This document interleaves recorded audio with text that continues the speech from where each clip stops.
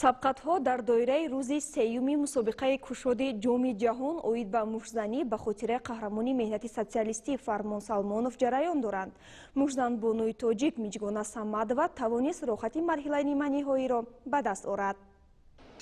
дар марҳилаи муқаддамотии мусобиқаи кушоди ҷоми ҷаҳон оид ба мушзанӣ миёни кишварҳои нефт истеҳсолкунанда дар вазни 57 кило миёни бонувон Миҷгона Самадова Тоҷикистонро муаррифӣ сохта, рақиби якуми худ Малика Шоҳидоваро аз Россия шикаст дод. Дар даври дуюмиз Миҷгона бо намояндаи Россия Ирина Сафарова нерӯсанҷӣ намуда пирӯзӣ ба даст овард ва ба марҳилаи ниманиҳоӣ рохат гирифт.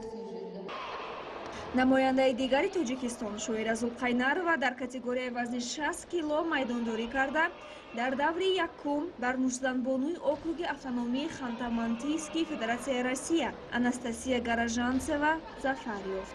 аммо дар марҳилаи навбатии Шоира аз варзишгари дигари рус Наталья Шадрина дучори бохт гардид. аз натиҷаи вохӯриҳои даври ниманиҳоии мусобиқот дар нашрҳои навбатӣ иттилоъ хоҳем дод.